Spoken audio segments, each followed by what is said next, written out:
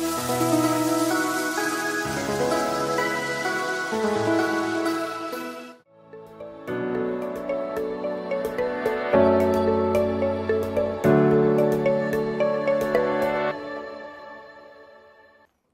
Jemaat Tuhan, senang sekali boleh berjumpa kembali dalam renungan Kingdom Devotion hari ini.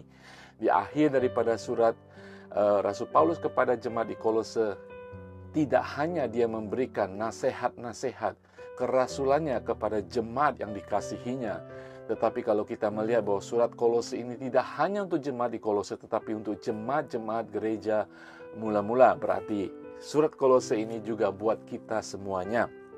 Nah, saudara sekalian, selain daripada nasihat kerasulan, dia juga memberikan suatu hal yang luar biasa. Dia memperkenalkan pelayan-pelayan Tuhan, anak-anak Allah yang sungguh berbakti kepada Tuhan.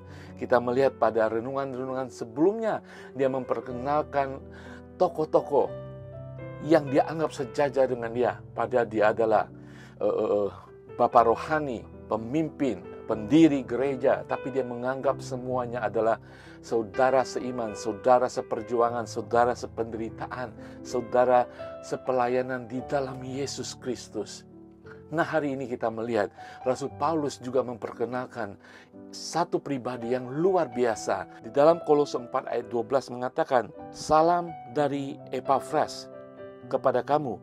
Ia seorang dari antaramu, hamba Kristus Yesus yang selalu bergumul dalam doanya untuk kamu, supaya kamu berdiri teguh sebagai orang yang dewasa dan yang berkeyakinan penuh dengan segala hal yang dikehendaki Allah." Rasul Paulus memperkenalkan seorang yang selalu bersama dia, kekasih di dalam Kristus, Epafras. Spesialis daripada Epafras ditonjolkan adalah sebagai pendoa bagi jemaat di Kolose.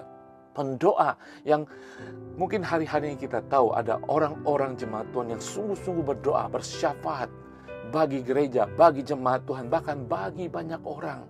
Epafras berdoa untuk jemaat yang mungkin dia tidak kenal di Kolose, jemaat yang didirikan oleh Rasul Paulus. Tetapi dia sebagai orang percaya, dimanapun kita harus mendoakan orang-orang percaya. Di gereja-gereja seluruh dunia, mungkin kita tidak kenal mereka. Epafras mungkin tidak kenal satupun orang di Kolose, tetapi dia berdoa, tekun berdoa. Untuk apa? Dikatakan supaya kamu berdiri teguh sebagai orang-orang yang dewasa dan berkeyakinan penuh di dalam segala hal yang dikehendaki Tuhan. Kehendak Tuhan adalah supaya kita menjadi anak-anak kerajaan surga yang membawakan berita Tuhan. Kehendak Allah adalah supaya kita tumbuh sebagai anak-anak kerajaan Allah yang dewasa secara rohani, mengerti kebenaran. Saudara, dimanapun selalu berada, mari kita memiliki roh seperti roh Epafras, mendoakan bukan hanya orang gereja kita, bukan hanya teman-teman baik kita. Setiap orang percaya kita bisa mendoakan. Saya percaya Roh Kudus yang ada dalam kehidupan kita, dia menaruhkan beban doa itu kepada kita. Mungkin dengan pandangan, dengan berita yang kita dengar, kita bisa berdoa untuk gereja Tuhan yang mungkin mengalami masalah. Gereja Tuhan mungkin dianiaya di kota ini, di kota itu. Mari kita memiliki beban doa itu. Lebih jauh lagi di dalam surat 2 Tesalonika pasal pertama ayat 11, Rasul Paulus mengatakan, "Karena itu kami senantiasa berdoa juga untuk kamu, supaya Allah kita menganggap kamu layak bagi panggilannya dan dengan kekuatannya menyempurnakan kehendakmu untuk berbuat baik dan menyempurnakan segala pekerjaan imanmu." Doa kehendak Rasul Paulus ketika dia menuliskan surat kepada jemaat di Kolose, mungkin itu terakhir dia akan menuliskan suatu berita, suatu kabar buat jemaat di Kolose. Karena dia tidak tahu bagaimana nasibnya pada saat itu ketika di tengah penjara. Saudara, mari kita menerima nasihat Rasul Paulus ini.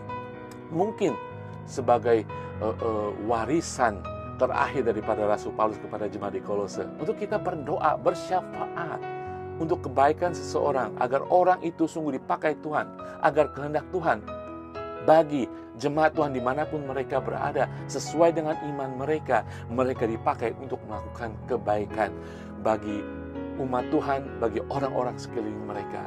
Mari kita saling mendoakan. Saya percaya saudara pasti senang sekali ketika mendengar ada orang yang mendoakan kita.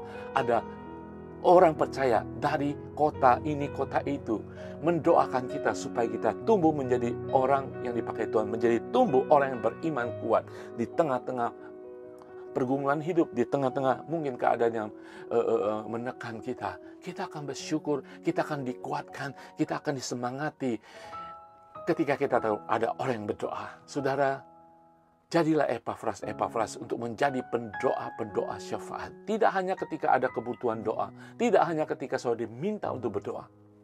Senantiasa berdoa karena kita tahu doa kita didengar oleh Allah Tuhan yang sudah menyelamatkan kita, Tuhan Yesus. Karena kita tahu Dialah menjadi perantara agung kita di sebelah kanan Allah Bapa di surga. Menghantarkan doa kita. Kita mari terbeban seperti Epafras, kita mendoakan bagi banyak orang-orang percaya, bahkan orang-orang yang belum percaya sekalipun. Mari kita berdoa karena kita punya hubungan dengan Tuhan, karena kita dekat dengan Tuhan. Saudara, itulah darah Kristus membawa kita dekat di dalam hadirat Tuhan, dan itulah kita harus berdoa di dalam nama Tuhan Yesus. Haleluya. Mari kita berdoa. Bapa di surga, terima kasih Tuhan untuk nasihat firman-Mu ini Tuhan, agar kami menjadi pendoa-pendoa seperti Epafras Tuhan. Apapun dalam kehidupan kami, tantangan apapun dalam kehidupan kami, ajar kami tetap setia berdoa karena kami punya hubungan dengan Engkau, Allah Bapa kami, Yesus Kristus Tuhan penyelamat kami.